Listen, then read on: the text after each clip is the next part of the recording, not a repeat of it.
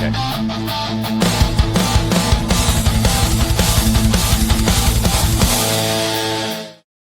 to Offensive, where we've got Scatman Fever, Scataboo. We're going to talk about a lot of fun things in week 4 this week. Breakout players, breakout teams that are going to maybe tank and just, go for a complete redo. Who knows? But this is what we think they should do. We're going to tell everybody what we think is going to happen, what we think what they should do, and because why not? We're going to be offensive about it. And our first segment is games of the week that are coming up with Neckbeard. All right, so there are a ton of really fun games this week. I'm just going to mention a couple on the top of my head, and then we're going to go to you guys to see which ones you like the most. So just off the top, we've got Pittsburgh versus Minnesota, right? So Aaron Rodgers playing the Vikings. That could be really good. We got Tampa Bay versus the Eagles, which could be awesome. Chicago versus the Raiders could be interesting. Rams versus Colts. I think everyone's looking at that game, seeing if the Colts are actually for real. I know some of us are still wondering. Dallas versus Green Bay on Sunday Night Football. We've got we've got the Giants against the Panthers, which could be good. Or Chargers, excuse me. Jackson Dart's first game against the Chargers could be really interesting. Jacksonville, San Francisco, sneaky good game. I kind of want to watch that, right? So there's a bunch in there. So I'm going to go to Chief. Of all those games, which one are you looking forward to the most? Oh, the one that you didn't mention at all. I want the Browns at the Lions. Why are you interested in that? Please tell me.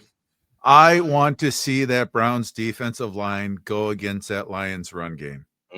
I think that's going to be fantastic. Watching how they decimated Green Bay's offensive line, which Green Bay felt good about before the season. The Lions, historically, their strength has been that line. They got some younger guys in there. Now this is going to be their first litmus test. The Packers and the Browns, they're the two best defenses in the league. They win differently. The Browns punch you in the face with those front four. It's going to be fantastic to see because, the Lions, they ran all over the Ravens. The Ravens defense ain't what it was last year. They still got time to recover, but I think that's going to be a fantastic matchup. It's going to be in the classic, just punch them in the mouth. And then when you see the other side, the passing game, if I was the Lions, I just try to throw all day, except you can get pass rush with those 2D tackles. They can get in Goff's face and mess stuff up. So a lot of fun dimensions about that. That's going to be a real fun. That could be an upset special again. The Browns defense is way better than I thought they were. Yeah. I mean, yes and no. I think the Lions offense is better than the Packers offense still. I think their line is better than the Packers line right now. And honestly, dude, like the fact that the 5 Browns players had like 90s on PFF and they had like the greatest defensive line performance of all time. I don't know how repeatable that is. No, but it's still amazing. Yeah, it just is. To be able to do it. It is. And it's in Detroit though, and Detroit's going to score enough. Yeah, Detroit is at home. I think the Browns defense is going to hold them in check. And what I mean by that is probably like 24 points, which, for the Lions is still pretty low. There's no chance in hell the Browns offense. The Lions will break out for some big plays when they can get past the line. Yeah. I wasn't calling for the Browns to win the game. I just thought it'd be a really fun game to watch. I get that. No, that is interesting. I do want to see, it's like when, an unstoppable force meets a, immovable object. You mean an immovable object like Joe Flacco? No, I do not mean Joe Flacco. 0 sacks this last weekend. All right. Yeah. Dude, that's a little disappointing too, isn't it? All right. That's a good call. That's a good shout out. That is an interesting game. Okay, Hype, what game do you want to watch the most?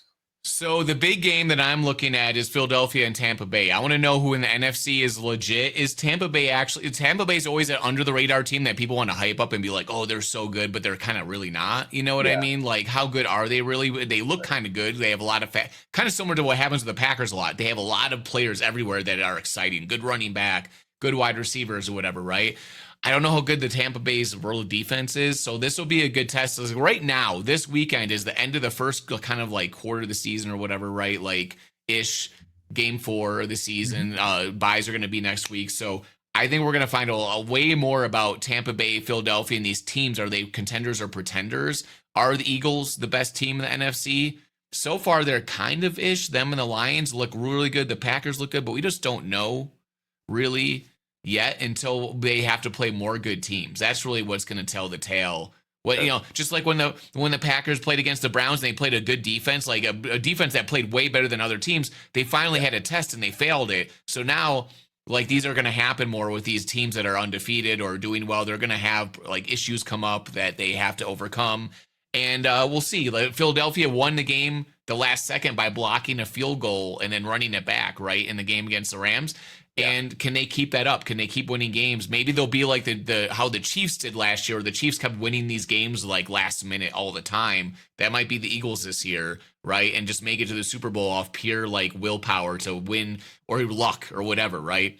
So we're gonna find that out. And I'm also really excited about Baltimore and Kansas City because I think both of those teams are not as good as we think they are. I think Baltimore's defense is terrible, and I think Kansas City's offense is kind of terrible. Their defense is like kind of like here hit and miss, and Baltimore's offense is a little bit hit and miss too. If you can get in Lamar's face now and mess with him, like he looked human at the end of that last game last weekend.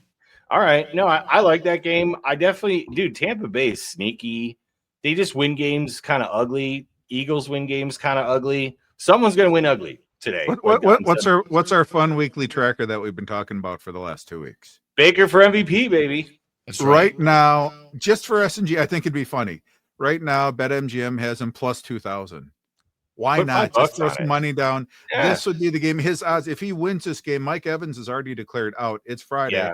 Mike Evans is going to be out. Chris Godwin's coming back from injury. He's not going to be his full self. You got Igbuka, the rookie. Is Godwin even playing? He was a full participant in practice. Okay. Oh, I thought they ruled him out for the first time. So he was full participant in practice. Yes. Okay. Yeah. So he's not going to. He's still listed as questionable. Full participant on Friday and Wednesday. He didn't practice on Thursday to rest. Yeah, he's questionable. So he's not going to get the full pitch count. So this is going to be. It's going to be close. It's going to be ugly. It's going to be 20-17. It's going to be Baker leading them down, get the field goal at the end. So his odds for MVP, this is going to be his first statement game. This is the end of the first quarter. It'll be a hell of a way to do it. So throw down some money now, plus 2,000. It's best it's going to be all season. Yeah, because if he comes back and beats the Eagles, or if he trounces the Eagles, if they win it all against the Eagles, his numbers are going to jump up. I bet, because, dude, Lamar's going to keep falling. You know, Patrick's going to stay mediocre. He's going to stay around there. Hurts is going to stay around there. But, like, Baker has the highest chances to move up that list. I think Josh will stay there for a while. But, dude, if Baker's in the game, now's the time to get in. And they're playing at home. I don't know how much it really matters for Tampa Bay to be at home. They're not, like, a big defensive team that much, I guess. But, like... Oh, they got that run defense. Yeah, it's their run defense going against Saquon Barkley. I have a gut feeling I have a good feeling the Eagles are just going to trounce them this game because it's like one of those games where like the Eagles haven't looked very good and they're going to like eventually have a game where they look really good. I think this might be it, but I don't know because like Tampa Bay has a lot of people out and you know Godwin's not really playing very much, right? So like you got Igbuka, but that's about it. That's the Baker MVP narrative. Tampa Bay's missing all their guys, and Baker's making them win anyway, right? So then I can use this clip later and be like, see, Baker Mayfield overcame all this controversy and, like, you know, he should be MVP. No, I'm definitely interested to see who wins that game. I think it's going to be good. But can he pull it? Because you remember he took that picture during the draft where, like, he recreated Brett Favre's draft picture where he's, like, in the jorts. Yep. And so he kind of thinks of himself as, like, a little Brett Favre-ish. And can he do the Brett Favre thing where like everybody's hurt, nobody's supposed to win, but just win the game and just do it? Yeah, he's been doing it so far. In the first 3 weeks, they've kind of been a mess. You know, the NFL's messy, and he's found a way to win. So someone interviewed Mike Allstott, and they said, "Who on any team would you give the number 42 that plays like you do?" And he literally said Baker Mayfield. He's like the guy jumping over guys. Like Baker. Yeah, he's like, and he was, you know, and obviously they thought maybe a running back or something, but no, he picked Baker because he's just kind of fearless, right? Yeah, he puts it all out there, which, you know, is fun to cheer for. All right, so I'm going to talk about the game that I thought Dave would pull up because it's his Colts playing against the Los Angeles Rams. And I got to tell you, dude, I still don't believe in the Colts. I know they're 3-0. I just can't do it. I cannot believe in them. So they have to beat the Rams. And even then, I don't know if I will. So, like, I'm such a hater on the Colts right now, and I don't understand why. But, like, just in my gut, I feel like something is wrong. Dave kept telling us that they have a good team, and we're like, nah. Yeah, I still don't believe it. But I don't know. I still Dave, don't believe you have it. to keep telling us. We have to keep saying, nah, they're not good. No, they do have a decent roster, but there's some things you should know too. Is that like the 3 quarterbacks they faced so far on defense have through the first 3 games, they're 3 of the lowest rated quarterbacks in the NFL. Obviously, Cam Ward's a rookie. Bo Nix, guys, Denver Radio, lowest rated quarterback in the NFL right now. Yeah, don't believe me. Denver Radio is like ready to jump off a bridge right now. So, like, I need to see the Colts go against a guy like Stafford in an offense like that can control the ball. That's going to not let them stay in rhythm and run the ball and control it and, maybe create a turnover. How many turnovers do the Colts have in the first 3 games, by the way? I believe it's 0, right? Wow. 0 turnovers through 3 games. That doesn't last forever, right? So I need to see if they're going to continue on this like crazy, like epicenter of perfectness on offense. I'm waiting for the bubble to burst, and I feel like it might happen this game. And if they beat the Rams, I'll probably still be a hater, but you can at least shove it in my face. I think it will revolve. Even if they beat the Rams at LA, you're still going to hate. I can't do it this year. I can't. I got to put some money down on the Colts to win a Super Bowl or something if they beat the Rams. I mean, it's you might as well. You might as well. No, there's no way they're going to beat the Rams. The Rams are going to be so pissed off over blowing that 19 point lead in the second half last week. It was their chance to get the top seed. If their ass ain't fired up this week, nothing's going to do it. So I get where you're coming from. Well, they could come out shooting guns and blazing, or they could come out really flat. So we'll see. But I'm very interested in watching that game. I really want to see what happens in that game. I think it's the ghost of Tony Manders just helping the Colts, their offensive line. Remember, he went from the Packers to the Colts and resurrected his career. Now he's haunting them and helping the Colts win. You're not allowed to bring up Tony Mandrich anymore. All right. He's on social media all the time now. Let's go to the next one, Fantasy Forward. All right. Dave, fantasy this week. Who you got? What are we doing for fantasy this week? It was somebody who I was very happy to trade away to you last season after he got his 3rd concussion of his short career, Chris Olave. Mm-hmm. He right now is on pace for 209 targets. Dang. Which is insane. Kellen Moore loves to run a fast pace. Boom, boom, boom. Gives it to Olave. The ridiculous thing, he's on pace for 209 targets, only 935 yards on the season. Wow. So it's all short stuff. So if you're in the PPR, that's making Wan'Dale Robinson feel manly. But at least he's giving him a lot of chances to get the ball, try to do something with it after, try to get some yak. Don't hate on Wan'Dale Robinson, man. He's a little dude. He's a little guy. He's like this. Yeah. He's like this tall. Dude, he's so good at that, though. I like Wan'Dale Robinson, man. You got to have a guy like that. He just happens to be on the Giants offense. Maybe he'll blow up this week with Jackson Dart. But he's like Randall Cobb. He's really good for short stuff, and that's it because he's short stuff. Yeah. So I like Olave just because everyone's gonna. I think you can get him for less just because of that injury history, and why not give it a shot? It's a new coach. He's gonna get a lot of targets. Why not? And they're gonna be playing from behind against the Bills, right? Yep. They're not gonna be running a lot, so why not? He's gonna pull in a Turd Ferguson kind of week where he's gonna get 15 targets, 17 targets. So he's worth a play against a pretty good defense because he's just going to get a ton of targets. I can see that. Yeah. For PPR, I think he can probably get him for, not too much. So yeah. And by the way, Dave, he's a good target. I traded him right away for Kyle Pitts. So another disappointment. I don't even have Olave anymore. You traded him to me and I got rid of him. I was like, hey, who hates your guys? You hate Kyle Pitts? Okay, take a lot. Look, if Dave trades you someone in fantasy, you keep him. You hold on for dear life. Okay, I've learned that, and he's helped me to a championship. That's true, but it has I let you get Brock Purdy, get you to the championship game. Yeah, Derek, I just gave you Marvin Harrison Jr. 2 days later. Marv got 6 for 66. Yeah, Mark of the Beast finally got a touchdown. Now he's going to start rolling. Yep. So, all right, I like that. All right, Hype, what do you got for fantasy this week? Who do you want to see play? So I think we opened the show with Cam Scatman Scattaboo. Yeah. I didn't think I was down on him as a rookie, thinking like I don't know if he's the type of dude that's going to become like a number 1 running back in the league. He'll be like a good backup or goal line guy maybe or something. But he's played well. His PFF grade is like an 85 for the season, which is like probably like top 5 running backs or something. Yeah. He catches the ball well. And on who knows what has it's the Giants. Who knows what's going to happen? I mean, They could throw for 400 yards. Cam Skattebo could get 150 yards total. Like, I feel like they're like the bizarro 49ers. Like, where like they've got now a running back that can catch the ball. He's white also, and like, who knows what's gonna happen there, man? Like, with Cam Skattebo, and it's a fun name to say. And he's a fun player to watch. He just looks exciting to watch. And somehow they transferred over from college. I thought in college, like, everyone else is not as good, so he can do that. But in the NFL, he wouldn't be like, a starter. He would be maybe like, a 1B running back, Caleb like, or a Johnson. backup. What? A Caleb Johnson where he gets 1 snap a game. Something like that, or whatever. Or like in lines where they have Montgomery as like the second, guy that comes in for goal line, stuff like that. No, But, hey, Monty's good. and I'm saying he is good, but I'm just saying, like, in the NFL, there's like a 2 running back system. To be a number 1 running back and get all the carries, you got to be like a big time, awesome guy. And I was like, I don't think he's that, but he might be. Maybe he's that guy.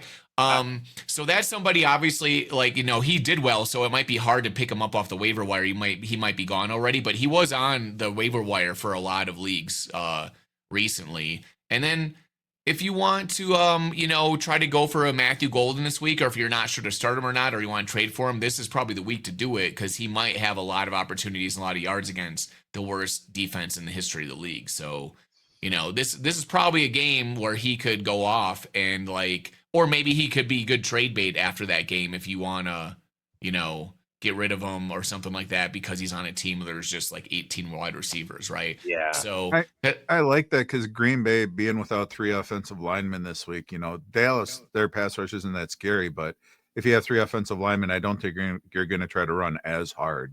So why not just rely on the passing game, which Flus, like we said, it's cover 2. The holes are there every time. 89% of the plays cover 2. And they get burned a lot. They get burned deep a lot too. Who's the 3rd offensive lineman, Dave? We're missing Aaron Banks and Zach Tom. Who's the other one? Your draft pick. He's also hurt.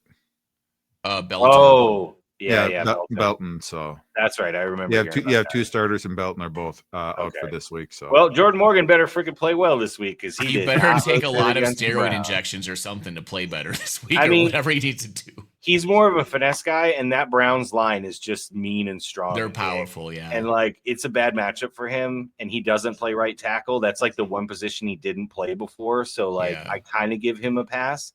I'm more upset that Elton Jenkins kind of got tossed around, to be honest with you. And plus, Morgan has to play like 18 positions, right? He's just rotating between like whatever. Yeah. No, he's much better on the left, I feel like. He was training for left tackle, and now he has to play guard and right tackle. So Right. But, Jenkins is only ranked like 25th per PFF for centers on the year. Yeah, and Jenkins has been having trouble too. No, he hasn't been doing great, and he was not. We could do 10 shows about how bad the offensive line is this last couple of weeks. But this is just one of those things where you can be a great guard. It doesn't mean you're going to be a good center. You can be a great left tackle. It doesn't mean you can be a great. Or it right might just take tackle. him a while. There is a little bit of noise. Or it takes a while. Remember, Jenkins was a center in college, and that's what he played. So we moved him to guard. So it's like a natural transition. And he did start a couple games at center when guys were hurt and played really well. But again, last year at guard, he wasn't great either. So it's not like I expected him to be great. I just expected him not to be Josh Myers 2.0, basically, right? He was the last 2 games, but yeah. Pretty much. So, all right, well, we'll get into that later. So, speaking of Elton Jenkins, one good game against the Lions. If the Lions defense is out there, everybody go pick them up. They've got some very favorable matchups. They create turnovers. The offense is going to score a lot, which means the Lions defense is going to get a lot more sacks. They're going to get a lot more chances on pass defense, which can create turnovers and sacks and points on defense. So I think the Lions defense the next couple of weeks has pretty favorable matchups. I mean, they got the Browns coming into town, whose offense is terrible. Then they got the Bengals, and Browning seems to want to have 4 turnovers a game, so that could be really good, right? And then they play the Chiefs, which back in the past you'd be afraid of, but don't be afraid of putting your defense in against the Chiefs anymore, because their offense is not scary. And that might change when they get the receivers back. Xavier Worthy's coming back. Xavier Worthy's coming back. So that might change a little bit. But as of right now, don't be afraid of the Chiefs. So I'd say the Lions are a good matchup, not just for this week, but a couple weeks going forward. If you guys can pick them up and you need a defense, think about picking up the Lions. Because remember, it's not about the points they allow as much as it is about turnovers and sacks and things like that. That's what you want, big plays on defense to get you points. So look for the Lions. All right, so that's Fantasy Forward. Now let's move to our next section, which is just a weird one. which is basically going to be the tankathon. Who should tank? Why should they tank? And we have to justify it. Now, we haven't really picked teams. We've had a list of teams that we think should tank, but we haven't really picked one. So there's an obvious one out there that any of us could pick, but Hype, if you had one on the top of your head that should just not try to win any football games, obviously they're going to try to, but like, let's say it's in the best interest of their fans to be bad this year so that they can cut bait either on the coach, the GM, or the quarterback. Which team would you say would be best suited to lose a bunch of games? I mean, we all know the Dolphins are like the number one team that probably should, but the problem is, what do you do with Tua and all that salary, right? Yeah. So, and the Dolphins don't care. It's like how the Rockies are here at Coors Field. Like, they don't really win a lot of games, but fans show up because, you know, they want to just do something fun, I guess. I don't know. The Dolphins haven't really been that good recently. But, like, if I'm the Dolphins and I see Tua throw the ball like he's a junior college quarterback with a weak arm, I'm just like, I don't know how, like, even though he's a lot of money to cut him or to get rid of him, you're not going to win games with him. You just aren't. It's over with. Like, his career is just doing this. And when he throws a sideline pass, bro, it's a 50-50 chance that thing's getting picked or going out of bounds. Like, it just looks bad. It's a wobbling duck out there looking like it's thrown by a little child. So, and then he has no offensive line. Like, are you going to do anything with this all year? I mean, you're just not. They played their hearts out against the Bills and played like a pretty good game. And it looks like the Bills could have, like, didn't even have to try against them, really. I mean, I just don't think they have a shot. I think they need, and maybe they keep Mikey as their, McMaster Mike Mikey as their quarterback, and keep going with that. I don't know, because he's like an offensive like genius guy. But I think you're gonna have to tank for draft picks. And even if you don't get rid of Tua right now, you need to draft a quarterback right now to replace him eventually. Like, you just have to. I agree with that, man. Honestly, I think their GM has done them dirty. They've got some of the worst contracts. They've got the third highest cap number next year already. And Tua's contract is just, you can't get rid of him. It's a $99 dead cap hit next year, and then it's $30 million the year after that. So this is why I agree with you to draft a quarterback this year. If you're high enough in the draft and you see a quarterback, you can have him sit or you can have him compete with Tua.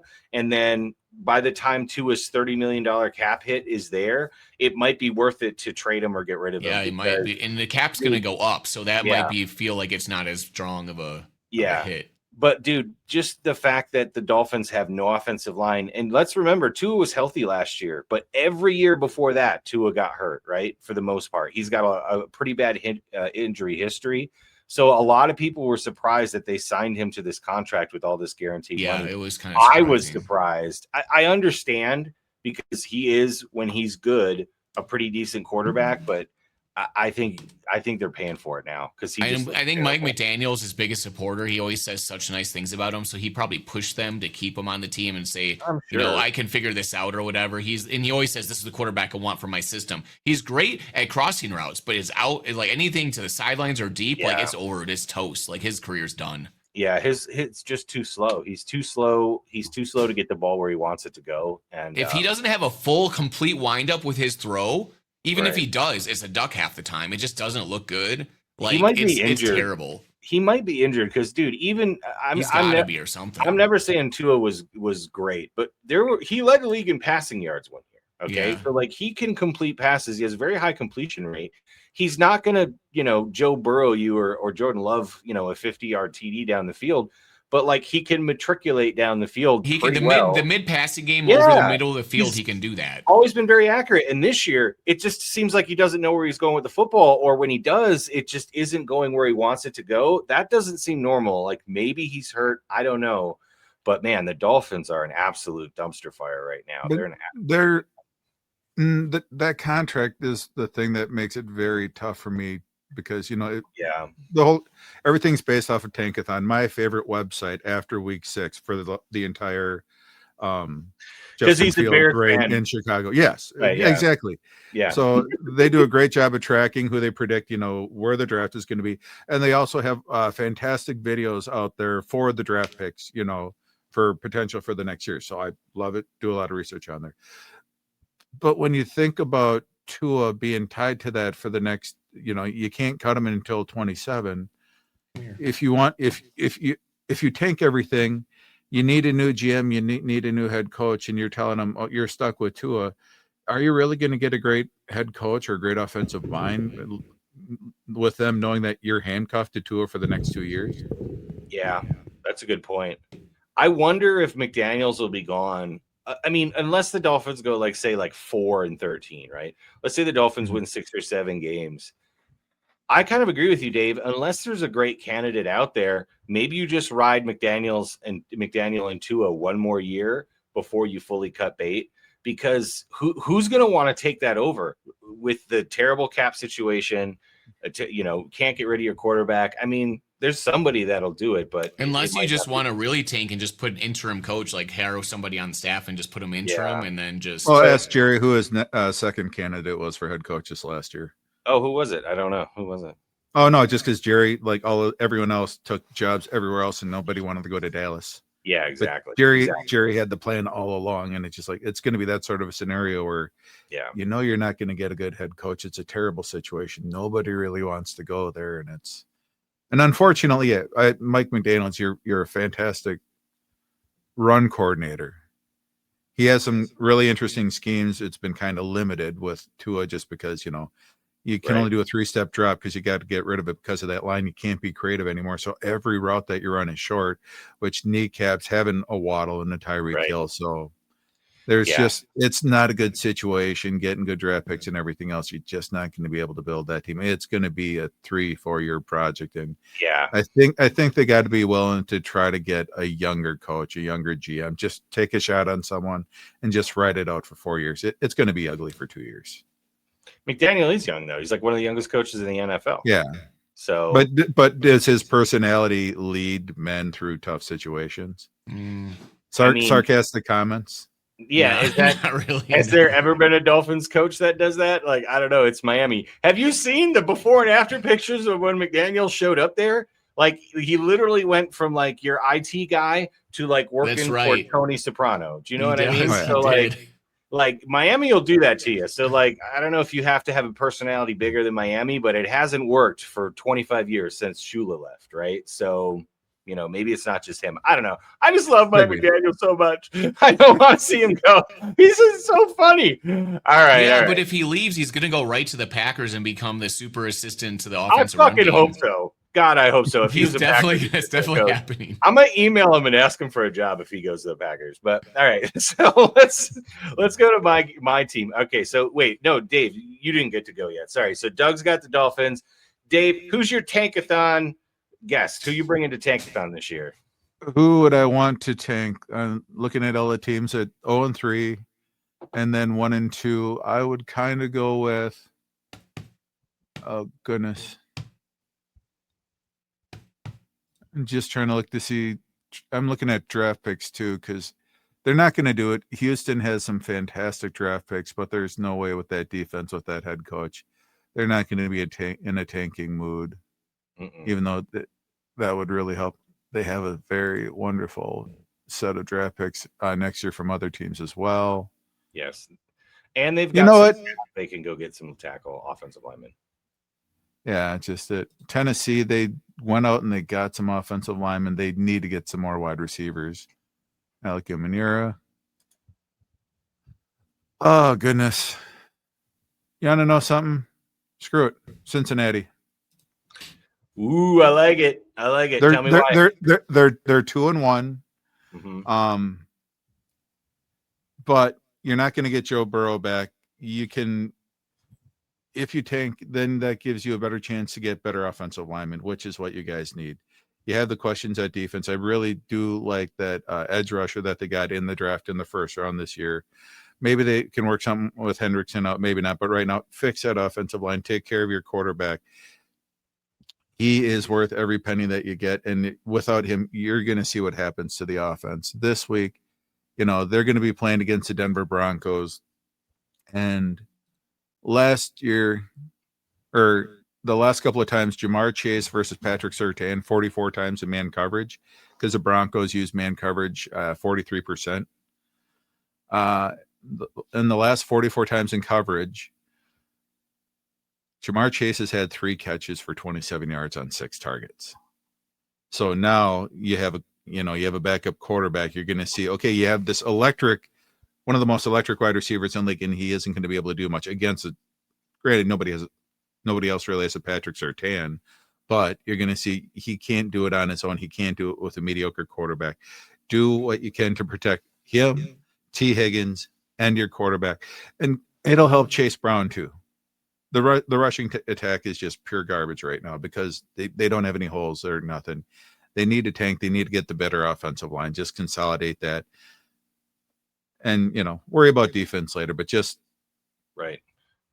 Honestly, too, I think the worse they are by the time Burrow's ready to come back, the more they'll probably push it out, which is probably better for him long term. Because honestly, Dave, what you told me last time really surprised me is that like some guys have never come back or some guys have taken longer because it's like a lingering issue and it doesn't always go away.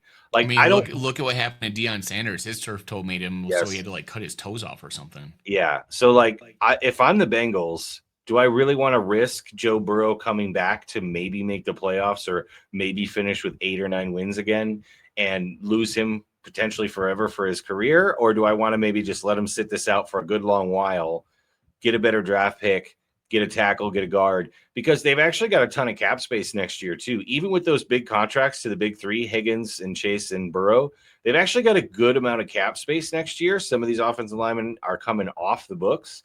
So they could go out and kind of do like a whole refresh like the Bears did and just get a whole bunch of new guys in there, right, on 2 to 3 year contracts, draft a couple guys, get 5 or 6 new offensive linemen in there, and just kind of figure out who's going to work and actually have backups if any of them get hurt, and try again next year. Because I worry about Joe Burrow, dude. I worry about Joe Burrow so much. I'm literally thinking of trading him on my fantasy team because Joe Burrow's been my boy from the beginning of fantasy, right? And but he's hurt all the time, and I'm like, he's going to be the next Andrew Luck. I worry about that, dude. That's what I'm saying. So, like, should I cut bait now is what I'm thinking in our dynasty league. Like, somebody will give me a lot for Joe Burrow because when he's healthy, I'll give you a second-round draft pick. Nope. I'll give you a second round in Dak. And Dak. Put 2 more firsts in there and I'll consider it. But 2 first. No. He's fantasy scorer number 3 last year, 3rd most fantasy points in the league, right? So like he's amazing when healthy, but like when is he healthy? It's really scary. So the Bengals need to invest in offensive line. If you're going to spend all the money on the wide receiver and the quarterback, you got to make sure they can actually play the games and get some offensive line. Is Joe Burrow the modern day Dan Marino, where he's just like can't make it to the Super Bowl because the team's not good enough, but he's got wide receivers and he's just getting tons of yards? It feels like Marino didn't really get hurt. Marino never had devastated like this because Marino. No, but he did have to wear like leg braces and stuff. Like, he was a broken man, Dave. He was messed up. He just played anyway because back in the 80s they just pumped you full of steroids and gave you a jolt and told you. And it was normal just to stand in the corner in the pocket and not move and just pass it because he could throw the ball really. I mean, think about all the injuries Favre had playing the way he was. He was on painkillers for like 12 a day. He was saying 12 painkillers a day. Like the NFL is not like that anymore, man. Like if you're injured or hurt, like you're not just going to take a bunch of drugs. So Marino. I see the comparison, though, because Marino was just so talented throwing the ball, and he had 2 good wide receivers, but the rest of the team wasn't very good, and it does kind of feel similar to that. But, yeah, if Joe Burrow played in the 80s, they definitely would have just pumped his foot full of some drugs and told him to just been like, get back out there. Yeah, they absolutely would have. Yeah. Oh, yeah, that's how it was, man. It was like Friday Night Lights. All right, so let's go to mine. Okay. So I got a couple teams to pick from because I didn't actually pick yet, but I think I know who needs to have it happen. And it's weird because like he's not a terrible coach, but I just don't think he fits in New York, and that's Brian Daboll. He needs to go. Like he needs to go. I think the whole Giants front office needs to go. And I understand there's thoughts that the Giants have talent on their team, but I think the Giants need a reset because I don't know if Jackson Dart's going to be good or not. I don't mind them picking him where they did, right? And then signing a veteran quarterback so he doesn't have to start week 1. I thought that was pretty smart. Scatterboo, to me, is a 1.6 running back, which means he'll never be a starting running back, but he'll be a really, really good backup running back. But their offensive line is trash. And their defense, which has a lot of talent, has not looked good. And that's coaching. Like, they have a ton of talent on defense, and the coaching needs to go. So I honestly think they should get rid of their GM too and just start over. And because if I'm a prospective head coach, like say I was Ben Johnson last year, right? And I'm looking at teams that maybe would be interesting. Okay, you talk about the Dolphins, you talk about the Saints, you talk about, dude, maybe the Bengals, maybe even with Burrow getting hurt, maybe his job's on the line. Aaron Glenn just got the job at the Jets, and then you got Tennessee. Yes, they got Cam Ward, but the whole rest of that roster is pretty terrible. So the Giants roster is good. I feel like it not good in the sense of like a playoff team, but like for a terrible team, they have a good roster, is what I'm trying to say, right? And so if you go ahead, Dave. Yeah, so thedrawplay.com, very funny football comic out there.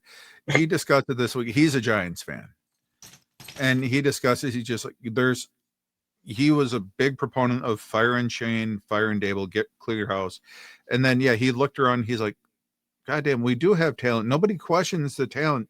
He is making good draft picks. He is making interesting trades, but no one develops. Nobody gets better when they're in the Giants. So he's getting the chess pieces on the board for you. So give him another 2-3 years. Just let him pick a different coach. Cause if there's no development of the talent, that's on the coaching, but he's getting the pieces there. So granted, I just didn't like I thought he's a putz on Hard Knocks, but when I, sat back and I thought about it, it made sense. So, getting rid of Saquon was pretty putsy. That was, the way how he handled that was very dumb. Yeah. And I mean, some GMs, they try to take a hard line and they make a mistake. We did the same thing with Devontae Adams, right? And I was mad at the time, but I understand why, but I got to be honest, dude. I think the Giants need a new coach and a new idea and a coach and a GM that work together, because I think they could be very good. And to be honest, dude, I've always kind of thought Brian Daboll was overrated. And the fact that Daniel Jones looks like a completely different quarterback with Shane Steichen, like the second he leaves Daboll, just tells you what Daboll's capable of, which is not a lot. Daboll got that job because of Josh Allen, and it's time for him to go. I predicted he'd be fired after week 6, so it looks pretty good for me. Just saying. I think the Giants getting a top 5 draft pick, getting a good offensive lineman. Their defensive line is good. They got some decent linebackers. They could use a little bit more secondary help, but you can figure those things out. They need offensive line. They need a quarterback. Maybe it's Jackson Dart. Maybe it's not. But you bring in a new coach. And if that new coach can't make Jackson Dart work, if he doesn't work this year, then, that's not the end of the world. He was a first-round pick, but it was a late first-round pick. So you don't feel as attached to them. Very Kenny Pickett-like, right? So, you're not totally invested in them like you are if you pick them in the top 10. It's just a whole different mentality in the NFL. So, I think that is an attractive coaching destination. I think so. I think right now, if I had to pick one, I would pick the Giants way before the Saints or the Dolphins or the Cowboys the Jets probably aren't going to fire him.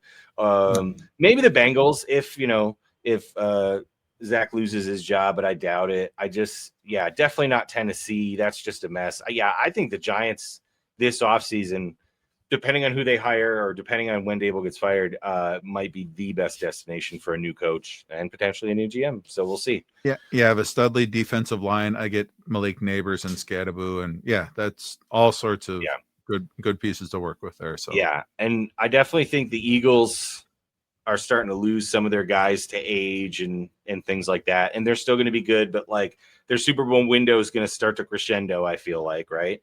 And Washington, as good as Janie Daniels is, guys, is the oldest team in the NFL. So, they're also in win now mode.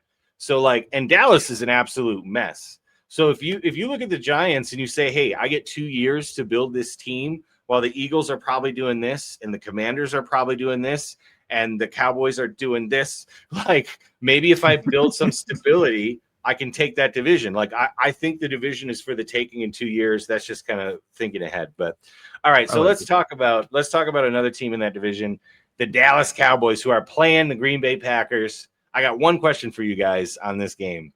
How many sacks is enough for Micah Parsons? And I mean for real. No, 4 is a ridiculous number. But if that's what you say, where if at the end of the game he doesn't get that amount, you think he did a bad job. I'm going to say 2. If he doesn't get 2 sacks in this game, I'm going to be disappointed in Micah Parsons because he did not show up last week. He looked really tired. Like something's maybe not right with him, right? And all the Dallas fans are like, I think he was tired just because the Browns figured out how to block him really well, and he was just working his butt off. Yeah, maybe. But I don't know, dude. I think he's a little guy. Yeah, I think Micah Parsons needs to be jacked up for this game and have a huge game. And if he doesn't, I'm going to be seriously concerned about his longevity. Do you know what I'm saying? Or maybe he's still getting over that back injury. Who knows? But he was really pumped up the first 2 weeks at home. Like you could see the energy. And I feel like it was a bit drained, but I feel like everybody was drained in that Cleveland game. Well, right? The Browns did a different technique with blocking him. They would just run backwards and and push him to the side. But like when teams just step up and try to block him for like regular blocking, he just does one move and he's gone. Right. So they had the Browns were just like, I'm going to run backwards fast and then just kind of move you around and then have another guy ready to pick you up. Yeah, and that was like a genius move on their part. But if you just try to straight up block him right away, he's just like right through. Yeah, he has a very good blocking coordinator as well. So that's why I think he got worn out because they figured out a way to tire him out. Maybe. Did you see Jerry's quote this week? What was Jerry's quote? Please do tell. Oh, it was beautiful. I asked him, what do you think about facing Micah? Let me see it. I saw it all over Sleeper this day. Yeah, it was something along the lines of, he's been great and whatnot, but we didn't go to any Super Bowl. Oh, yeah. While he does make great plays, there's also a way to approach playing against Micah. As we know, we didn't exactly win the Super Bowl those years. Right, because that was Micah's fault. Because now that Micah's gone, you look so much better. Oh, my gosh. That defense is atrocious. Dude, okay, here's another thing. If the Packers don't score 30 on offense, I'm going to be extremely disappointed. Yeah, that's because that defense is so bad. If we can't figure out how to score 30 points on them, then I'm going to be concerned about our offensive line and our offense for, weeks to come because literally, I think there's college teams that could score 4 touchdowns on the Cowboys defense. They're so bad. And I hate it when people are like, oh, that Bama team could win in the NFL. No, they could not. No. Because every NFL player is a top tier talent. But dude, that Dallas defense is so bad. So we better score 30. That's why this is a trap game for y'all. Yeah, I know. You're down to starting linemen, offensive linemen. I think we're going to win. It's not great, but no, I think we're going to win. But I think we're going to look awful. I think we're going to look absolutely awful, and we're going to be flat from the last game, which is why I'm really hoping Micah, who brought the energy in week 1 and 2, and we're like, hey, we're Super Bowl contenders now, and we maybe just had a stinker last week. Those can happen. Every team has a stinker, but the Bills had a stinker against the Dolphins, and they still won anyway because the Dolphins are the Dolphins, right? So we had a stinker. Cowboy Stadium is where we play our best games. You Dude, know what undefeated. I mean? Matt LaFleur is undefeated in that stadium. I mean, we McCarthy always crush the Cowboys all the time because there's some comfort. We're good on turf.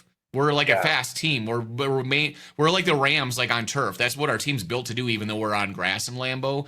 And then, we just play fast. And also just the Cowboys suck too. They're just not good. Well, their defense. That's why I agree with Dave. It's a big trap game because it's Sunday Night Football. It's in Dallas. The fans are going to be up for giving Micah a hard time. That makes it even better for the Packers. The Packers actually have the most points ever on Sunday Night Football, I think. Is that combined? True? Oh, wow. Well, I can see that. They play way better at night, Sunday Night Football and Monday Night Football than they do in regular day games. I think I saw a stat, too, where Matt LaFleur was 7-2 on Sunday Night It's Football. It's because of the mindset, right? They're in the mode of hey, this is a big game. Let's go out and get them, as opposed to when they're flat. That's why I'm worried because all things say we should win. Just like last week.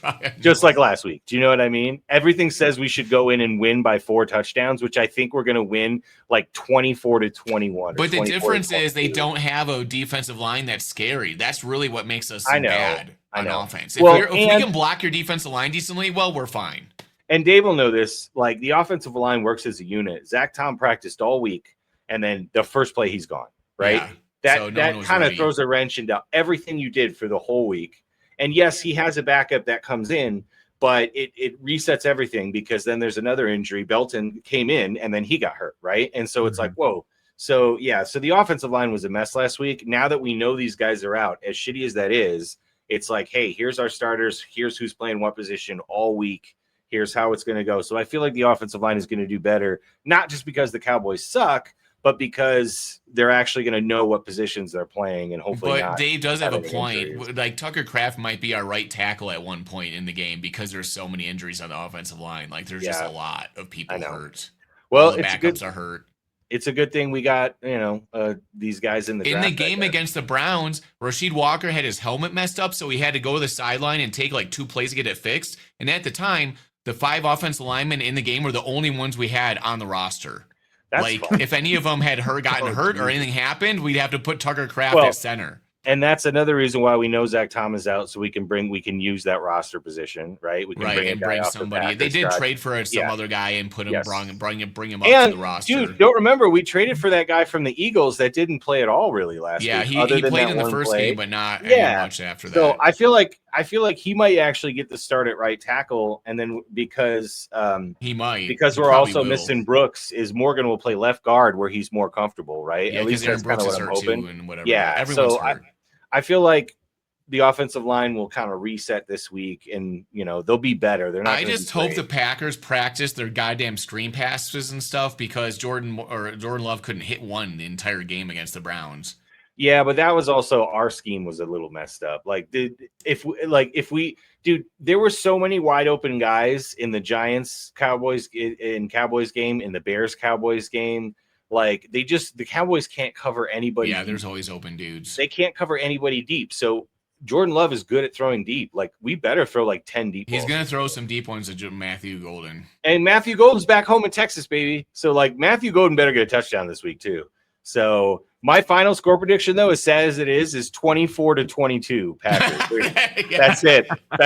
I'm not picking a blowout. The Bears ran him out of the stadium, but we're going to beat him by 2 points. That's barely. Well, it also is in Dallas. I don't know. I just have a bad feeling. I think we're going to win the game, but I think it's going to be ugly as hell. So I'm predicting 24-22. And honestly, dude, I have been really good at predicting Packers scores all season. 27-21 against Commanders. I think I called on the nose, right? Well, it's 26-21, so you're very close, right? Yes. I predicted 17-13 against the Browns. Now, the Browns got 13, and we should have got 17, but we didn't. So, but I think 24-22 is what the score is going to be. So I'm terrified to watch the game. Just telling you right now. I'm absolutely terrified to watch I have no idea what to think. Who knows what's going to happen because obviously with the Browns game made it so weird in the offensive line. But that's the thing, though. In the game against the Washington Commanders, our offensive line also performed really badly. They were also making mistakes constantly, but because their defensive line's not all pro level at every position, we were able to overcome that and do okay and have a decent offense, right? I think it's going to be similar to that game, the Washington Commanders game. I feel like you're right. I feel like there'll be mistakes still. Obviously, we got to stop with the penalties. Jaden Daniels is a better quarterback than Dak, and we wrecked him. So, it probably will be pretty good. Yeah. Dak has his moments. How do you play Micah Parsons? You push him to the outside. Yeah. You run at him. Well, he's not terrible, but if you double team and run at him, then you can push him around. Dude, I'm perfectly fine with them running at Micah because our linebackers are excellent against the run. That's why we're the second best run defense in the NFL. So, yeah, go ahead, run at Micah. And honestly, if you're running at Micah all game, take him out for a series or two. Let him rest up. Throw him in the middle. Throw him on the other side. This is the other thing, too, is he'll play he's been playing at all kinds of different positions. I hope they run at Michael because they're not that great at running the ball. Well, the thing is, the Packers held the Browns to 6 points. Their defense was dominant. So, I'm not worried about our defense at all. I'm calling it 3 points because the interception, they got the ball on the 4, and then the blocked field goal, they got 11 yards before they kicked the field goal. So, our defense did not. 3, basically. Yeah, our defense didn't break at all. They had one bad drive. Held him to a field goal. There was that one run by Quentin Jenkins or whatever where they let him through. Yeah, exactly. But dude, our defense is fine, and our run defense has been extremely good. So if the Cowboys try to run at Micah, good. Keep the ball out of Dak's hands. Dak's the most dangerous person on that team. Parsons had 0 sacks and only maybe 4 hurries, which is a low for him, very low, and we still dominated because he just takes up. They had 2-3 blockers on him. Right. Yeah, exactly. And we had all the time of possession on offense because we were running the ball. We had 31. We tried to block, the Browns defensive line with 4 guys on, on their defensive end, but that didn't work either. So all right, I predict. I think if Green Bay tries to run against Dallas and just make Yeah. it a Jacob. It'll Be work. able to run more. Yeah, it'll work. Well, that kind of plays to what Dallas wants, though, right? Yes, Because exactly. right now, their head coach, he wants balanced attack, and that's why the Cowboys, they're not built to come back. They're built for, okay, let's go pound for pound. We're going to go 4 yards, 5 yards, 4 yards, 5 yards, run pass. Great balance, and that's why Dak's looking so good. It's a very clean system. It's a very smart system. He just isn't set for a crappy defense. But look, the last 2 weeks, the fewer possessions each team has in the game, the better Dallas's chances are. Still expecting Green Bay to win, but if Matt LaFleur tightens up his butthole and runs the ball, it's a bad idea. Russell Wilson looked like a god, and Caleb Williams looked like a human. And if Dallas can do that to those two people, then we better throw the ball 45 goddamn times on them. If we run the ball 30 times and pass the ball 30 times, I'm going to be fucking pissed, because literally the Giants tried to run the ball and they looked terrible on offense. And as soon as they started to throw the ball, Dallas couldn't do anything, right? Chicago tried to run the ball a bunch, didn't they, Dave? And it didn't do anything, did it? And then when they started throwing the ball, 4 freaking passing touchdowns. If we run the ball 30 times again this week, I'm going to seriously wonder if someone is smoking crack, because you have to pass the ball on the Cowboys. Their pass rush is terrible. Their deep coverage is terrible. And so is CeeDee Lamb going to play? No, he's out. Yep. So Barry Alvarez Jr. is going to have 18 receptions. I'm calling it right now. Ferguson is going to have 18 receptions in this game. He's going to break the NFL. I think the NFL record's 18. I don't know. I'm just calling it because I want him to. He's on my fantasy team. But CeeDee Lamb might go on ER even. Yeah. He's got ER got canceled 20 years ago. Is he going to go on the IR, Doug? Hey! It gave us Clooney and Dr. Noah. They were very dude. Anthony Edwards, baby. That's right. Highly underrated actor. Does he have his Hollywood George star? Clooney. Does Anthony Edwards have a Hollywood star? That's the next question, because he should. And they have to pay for that thing, right? I didn't know this. Like, the actors have to pay a fee. They do. To be considered, They're and fine. then they pay for the thing. They probably they got get money. sponsors to pay for it. Yeah, they got money. But whatever. I just didn't know that. Ferguson this week 1 against the Eagles, 6 targets. Week 2, 12. Week 3, good old 14 Fergie, targets. the Badger. He's going to be double-digit targets, receiver. which is 16 awesome. to 18 this week, Dave. I'm telling you, 16 to 18 targets for Ferguson. So I like it. All right, so let's talk about your Bears. Who are your Bears playing this week, and what are they going to do? Oh, no, I just want you were talking about people who they signed, free agents. The Bucks, their counter to the tush push is they re-signed former Florida Gator and the biggest player in NFL history. Oh, the 380-pound dude? The 400-pound guy. The 450-pound guy. Oh, I thought he was trying to lose weight to get down to like 380. Well, yeah, they say that his weight didn't allow him to practice or play, but now they believe he's in the shape needed to be able to contribute to the team. Oh wow! So, 2 weeks later, so all of a sudden, they're gonna put him and Vita Vea right on the center to block the push. Yeah, that's the only. He's just in there just fall down. He's literally only pretend on the team football for that. is a turkey. Yes, exactly. They literally signed him for this game. They'll probably cut him the next game. I'm all about that. I think that's a brilliant strategy. They're like, he's gotten down in weight and he's ready to go now. No, you just are playing against the tush push. Guys, this seems like he's under 420. He's good. A script to a 1980s movie, right? So, this is exactly what you do. You sign one guy for one football game. Yeah, that's right. And he does one play. Wildcat? Yeah, Wildcat. He does one play in that game that everybody remembers, and then he tells all his high school students about it 20 years later, right? Yeah. So this is the game for that guy. So at the end of the game, after they block the tush push, they're going to take the Eagles head coach and put it in his belly button just to punish him, just like in Wildcats. Dude, Wildcats, man. Nobody talks about that in the greatest sports movies. I don't believe it. It's one of the best. I think Major League definitely Major League number one. That's right. Remember the Titans, Wildcats. That's how it goes. Maybe around there. Yeah. The Bears once again they have an interesting matchup where they're playing against a questionable defense. Like the Cowboys, that's what made it interesting. That's where we got 4 touchdowns. The Raiders, they got one good guy on defense. That's it. Their rushing attack has been struggling. Yeah. Genty, everyone was all excited for him. They're like, oh, he bounces off of everything. But if you don't have holes, you don't have holes. Them and the Bears have 2 of the 3 two of the worst rushing attacks in the league when you look at yards per carry, yards per expected. So I think this could be a really fun shootout. I know you're not the biggest fan of Geno Smith, but Trey Tucker went off. Jacoby is there. He's a solid target. You got Bowers, Brock Bowers. you got Bowers right there. So why not? Let's just light up the scoreboard. Yeah. Neither defense The is really Bears that are kind impressive. of It's going to be fun. favored. Yeah. No, I think Geno offensively can get you a lot of points. The problem is he doesn't win a lot of football games because he makes too many mistakes. And Yeah, he's it not makes great. bad. And he's bad not great in the red mistakes. zone. He's really dangerous in the red zone. So, no, Geno puts up points, though. I mean, he'll throw for some yardage, right? So, as a fantasy person who's got Brock Bowers, I am all about Geno Smith on the Raiders because I just don't think they're going to win a lot of football games. But I wonder if Genty is going to have a breakout game. So Caleb had his last week against a really bad pass defense. The Bears' run defense, not so great. So I wonder if Genty is going to show up, or at least in the screen game or something, like have a big game. But dude, Vegas they really thinks the Bears are better than the Raiders right now. The Raiders are at home and they're favored by 1.5. So that means the Bears are like, if it was actually neutral field, the favored Bears would because be you get favored. 3 points at home. Yeah, so Yeah. it's actually the Bears that are favored. In whatever sense that makes for gambling. In a But- neutral field, the Bears would be favored basically. Correct. Yes. Yeah. So yeah, no, I think it'll be a close game, but I'm actually curious about that game too because I mean Pete Carroll looks like he doesn't know what he's doing.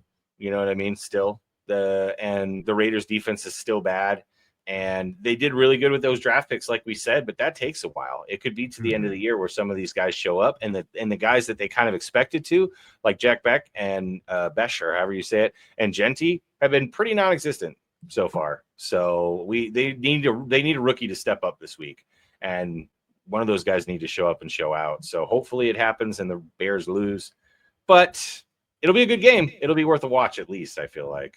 Are you guys playing in the early or the afternoon window? Because it's in Vegas. Afternoon Window. 2:25 on my time. Yeah, so that's the afternoon window. So that's good though. That's a good afternoon game because, dude, sometimes watching two, bad teams play early in the year is actually interesting to see who's worse. If that makes sense, right? Or if they're both really bad and you just maybe one team wasn't showing it. So, no, I'm actually kind of curious to see that game. Some good West Coast games. Or the Bears could build off of this. They're going against another team that's not that great. Yeah. All right, we'll get. Oh, hey, we have everything turned around. All right, now we get the bye week, and then we'll get punched in the face. To be honest, like I always want the Bears to lose, but I want the Bears to win as many of these games as possible because I know they're going to lose to the good teams, and I don't want them to get an actual good draft pick. I want them to pick like That's 10, right. This is 10 to actually the 15 point again. is the Bears. So yeah, I want them to win at least 6 or 7 games again. Just keep drafting like the Colston Loveland tight end type guys every year. Yeah, don't get a top 5 pick and get like a generational left tackle or anything. Just that's where Yeah, I was awful at the Packer Bear game in the last week of the season, just because I was screaming the entire time. When we finally won the game, I was very PO'd because, oh shit, we just lost our tackle, and everyone around me, they're like, "There's enough tackles, don't worry about it." And then what went right in the draft? Like 3 tackles in a row. Just like, okay, there goes all the left tackles. And if you lost that game, you would have been 4 picks higher. Exactly. So yeah. Oh boy. But you guys beat the Packers backup quarterback though, so everyone could celebrate in Chicago. You beat Malik Willis. Caleb is undefeated in Lambeau. Who started the game? Okay, Jordan Love started the game. Yeah, Jordan started the game. Yeah, and then he got. Oh, so now it matters. So now you care that they won. I see. Just because I didn't want them to win doesn't mean I'm. Fair enough. So then the Packers play Dallas in the Sunday night game. Yes. And this is the thing, guys. Like, if you look at stats, like the Packers have played a lot of Sunday night games, but I think they have the most points in Sunday Night Football ever all time, like combined of like all the games. But overall they play better at night. So that'll be a fun game to look forward to on Sunday night. But yeah, there's a lot of like really interesting matchups this week to find out, Baltimore, Kansas City, to find out who's good. And Tampa Bay, Philadelphia, all these games that like we're gonna find out who's gonna stay undefeated in this NFL season, or who's gonna stay winless, or who's going to Tankathon. Mike McDaniels, call me.